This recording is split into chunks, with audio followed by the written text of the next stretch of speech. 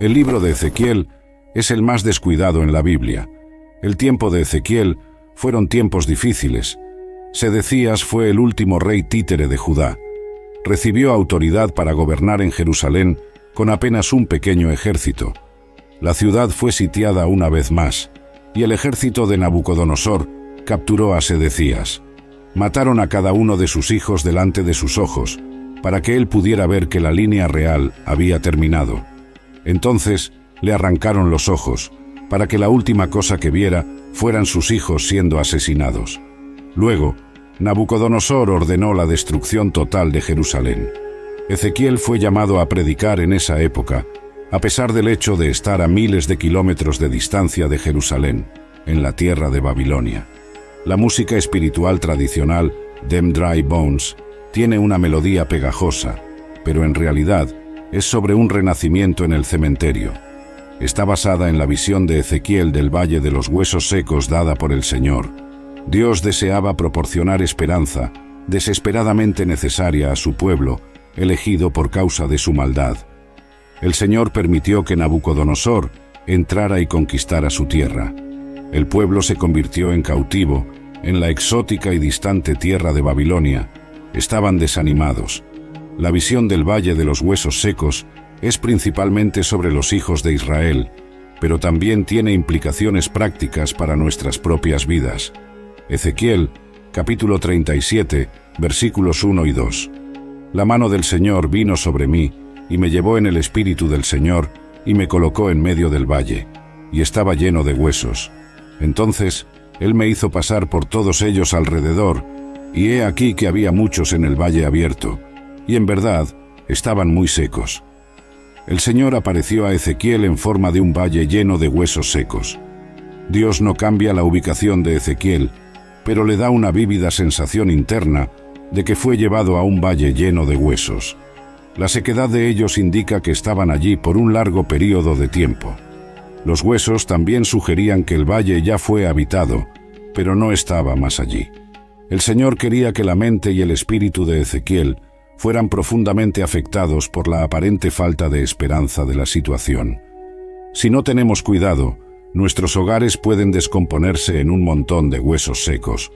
Cuanto más ignoramos las reglas familiares de la palabra de Dios, más probable es que se conviertan en un esqueleto. Hasta algunos cristianos que ya anduvieron con el Señor se han convertido en un montón de huesos. Viven de lo que eran, en vez de lo que deberían haber sido. Efesios, capítulo 6, versículos 1 a 4.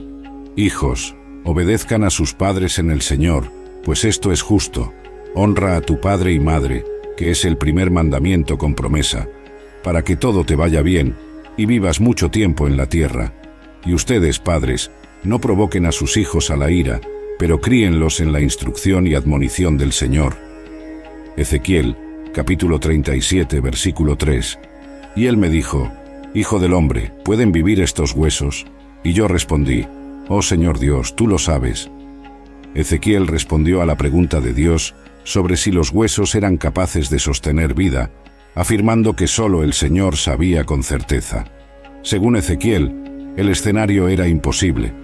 Cuando contemplamos el significado del día, también podemos pensar sobre los tiempos que vendrán. Si deseamos ver un avivamiento, corresponderá al Señor traerlo, así como lo hizo en el tiempo de Ezequiel. Pero Dios es capaz de realizar lo que sea que se proponga. Él es el Dios de lo impensable. Lucas, capítulo 18, versículo 27. Pero él dijo: Las cosas que son imposibles para los hombres son posibles para Dios. Ezequiel, capítulo 37, versículos 4 a 8. Entonces él me dijo: Profetiza a estos huesos y diles: Oh huesos secos, escuchen la palabra del Señor. Así dice el Señor Dios a estos huesos: Ciertamente haré entrar el aliento en ustedes, y vivirán. Pondré tendones en ustedes, traeré carne sobre ustedes, los cubriré de piel, y pondré aliento en ustedes, y vivirán. Entonces sabrán que yo soy el Señor. Entonces profeticé como fui ordenado, y mientras yo profetizaba, hubo un ruido, y de repente un crujido, y los huesos se unieron, hueso con hueso. De hecho, mientras yo miraba, Los tendones y la carne vinieron sobre ellos, y la piel los cubrió, pero todavía no había aliento en ellos. Ezequiel fue posteriormente instruido por el Señor a predicar a los huesos que ya habían muerto. Dios estaba mostrando a Ezequiel una verdad crucial que todos necesitamos comprender. La proclamación de la palabra de Dios lleva consigo poder. Hay vida que se encuentra en la Biblia. Ella ofrece vida y fe a aquellos que la reciben. Ezequiel estuvo presente para un evento milagroso. Los huesos comenzaron a fusionarse unos con otros, hueso con hueso. Conforme él observaba, músculos y carne comenzaron a crecer sobre los esqueletos, y pronto sus cuerpos estaban cubiertos de piel. Sin embargo, no eran más que un montón de cuerpos muertos moviéndose de manera ordenada. Hebreos capítulo 4, versículo 12. Porque la palabra de Dios es viva y poderosa, y más afilada que cualquier espada de dos filos, penetrando hasta la división de alma y espíritu, y de juntas y médula, y es discernidora de los pensamientos e intenciones del corazón. Romanos capítulo 10, versículo 17. Entonces la fe viene por oír, y el oír por la palabra de Dios. Ezequiel capítulo 37, versículo 9. También él me dijo, profetiza al aliento, profetiza, hijo del hombre, y di al aliento, así dice el Señor Dios, vengan de los cuatro vientos, oh aliento, y soplen sobre estos muertos para que vivan. Algunas personas creen que el trabajo de Dios se realiza a través de la organización, lo cual no debe subestimarse, pues incluso nuestros propios cuerpos están organizados. Una iglesia puede tener sus asuntos en orden, pero si no tiene aliento en ella, la iglesia no es más que un cuerpo sin vida. Ezequiel fue instruido por Dios a predicar al aliento. La palabra vientos deriva de la palabra hebrea ruach, que puede significar viento, aliento o espíritu. Ezequiel estaba descubriendo que todo lo que las personas logran es en vano, a menos que el Espíritu Santo esté presente. La presencia del divino aliento de vida en nuestra existencia es necesaria de la misma manera que lo fue para Adán. Una persona nace del Espíritu cuando ella nace de nuevo. Dios debe infundir vida espiritual en nuestros propios corazones. Ezequiel presenció un tremendo despliegue de vitalidad a medida que el ejército se levantaba. Génesis capítulo 2, versículo 7. Y el Señor Dios formó al hombre del polvo de la tierra y sopló en sus narices el aliento de vida, y el hombre se convirtió en un ser viviente. Juan, capítulo 3, versículos 5 a 8. Jesús respondió, de cierto os digo que, a menos que alguien nazca del agua y del Espíritu, no puede entrar en el reino de Dios. Lo que nace de la carne es carne, y lo que nace del Espíritu es espíritu.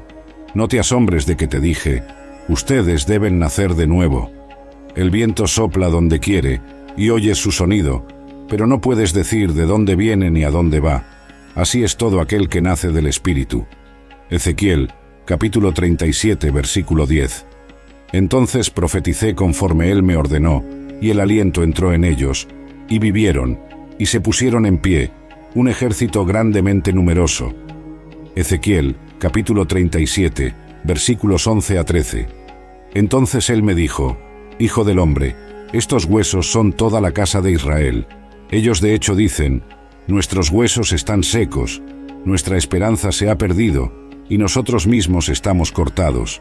Por lo tanto, profetiza y diles, así dice el Señor Dios, he aquí, oh mi pueblo, abriré vuestros sepulcros, y os haré subir de vuestros sepulcros, y os traeré a la tierra de Israel. Entonces sabrán que yo soy el Señor, cuando abra vuestros sepulcros, oh mi pueblo, y os haga subir de vuestros sepulcros. La visión fue aclarada, y Dios iluminó su significado edificante. Los israelitas habían perdido toda esperanza, pero Dios les prometió que experimentarían un renacimiento nacional. Habían sido acorralados y dispersados por la región. Los humanos pensaban que las cosas estaban sin esperanza, pero subestimaron el poder de Dios. Israel no solo sería revivido, sino también restaurado a su antigua gloria. Dios prometió restaurarlos a su tierra natal. Ezequiel, capítulo 37, versículo 14. Pondré mi espíritu en ustedes y vivirán, y los colocaré en su propia tierra, Entonces sabrán que yo, el Señor, he hablado y lo he hecho, dice el Señor. Dios finalizó la visión para él, ya que Ezequiel no respondió, y luego le dijo lo que significaba, cómo iba a resucitar los huesos desarticulados de Israel que habían perdido toda vitalidad. Palabra y espíritu serían los medios por los cuales él lograría este objetivo. Se reveló a Ezequiel que debía profetizar sobre esos huesos, y fue instruido a decirles: «Huesos secos, escuchen la palabra del Señor».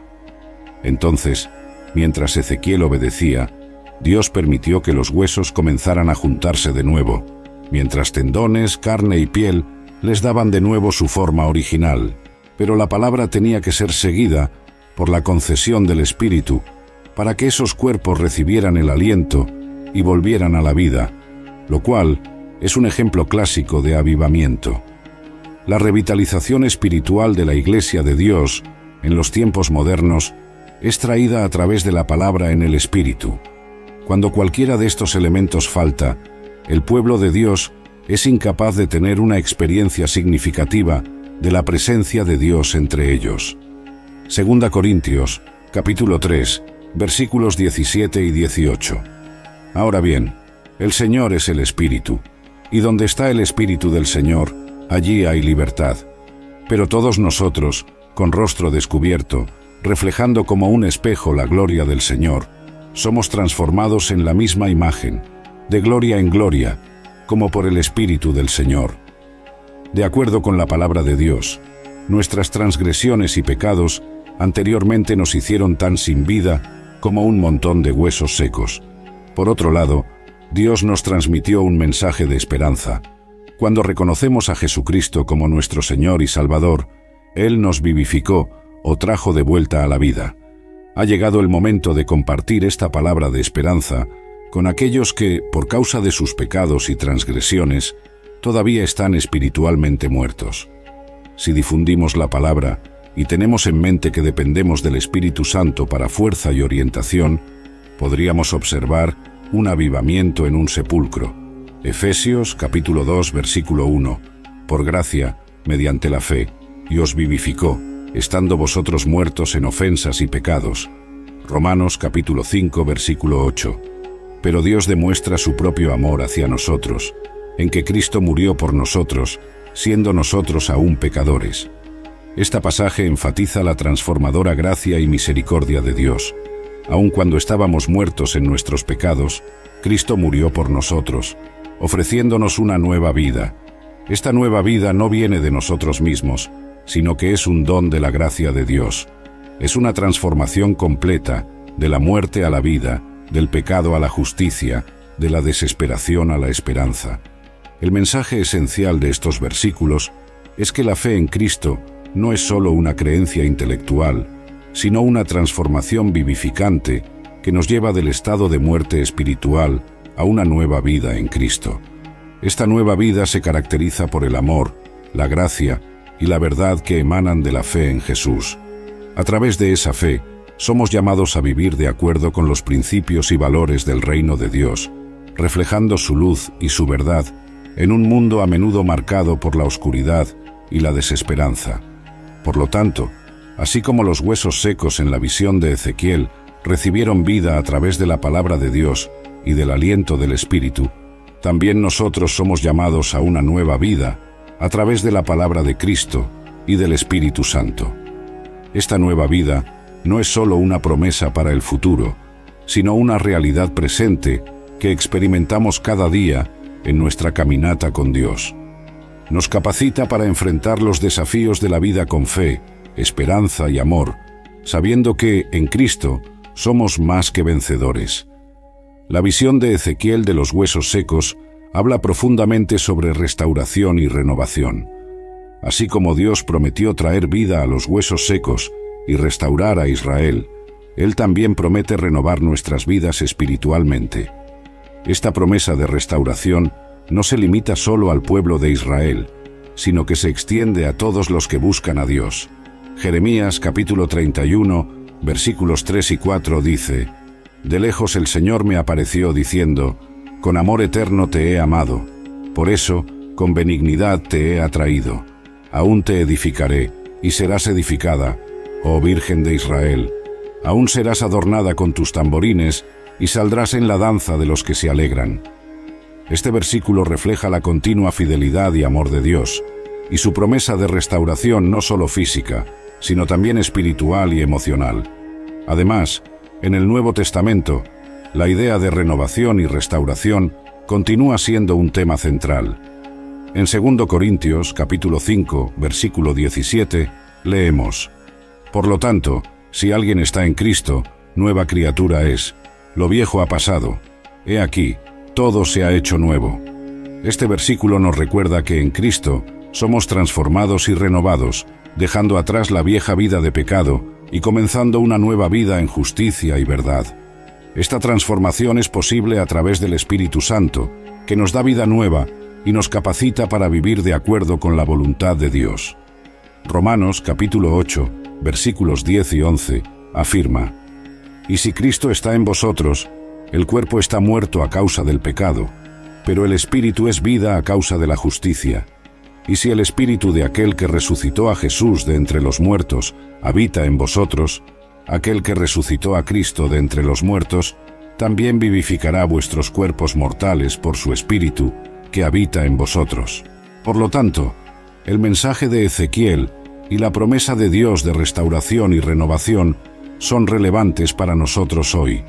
Son un recordatorio del amor inquebrantable de Dios y de su capacidad para traer vida donde hay muerte, esperanza donde hay desesperación y renovación donde hay destrucción.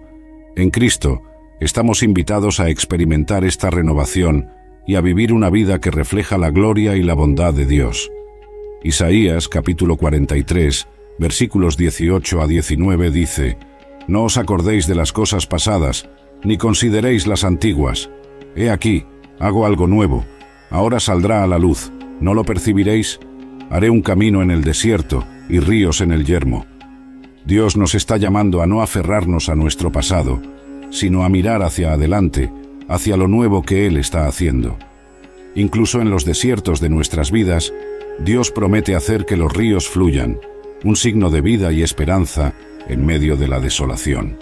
La cruz de Cristo es el punto culminante de este mensaje de renovación y transformación. En Colosenses, capítulo 2, versículos 13 y 14, leemos: Y a vosotros, estando muertos en vuestros delitos y en la incircuncisión de vuestra carne, os vivificó juntamente con Él, perdonándoos todos los delitos, y habiendo cancelado el documento de deuda que había contra nosotros en sus ordenanzas, lo cual nos era contrario, lo quitó de en medio de nosotros, clavándolo en la cruz. Este pasaje destaca la magnitud de lo que Jesús realizó. Él no solo perdonó nuestros pecados, sino que también eliminó completamente la deuda que teníamos con Dios, clavándola en la cruz. La resurrección de Cristo es la prueba final de la capacidad de Dios para traer vida donde había muerte. En 1 Corintios, capítulo 15, versículo 22, Pablo escribe: Porque así como en Adán todos mueren, así también en Cristo todos serán vivificados. La resurrección de Cristo no es solo un evento histórico, es la garantía de nuestra propia resurrección y renovación. Así como los huesos secos de Ezequiel fueron reunidos y revividos, nosotros también, en Cristo, somos reunidos y traídos a la nueva vida. Este mensaje de renovación y esperanza es particularmente relevante en tiempos de dificultad y desesperación. Nos recuerda que, no importa cuán desoladora sea la situación, Dios tiene el poder de transformar y revivir. En medio de las adversidades, podemos aferrarnos a la promesa de que Dios está trabajando para hacer algo nuevo en nuestras vidas.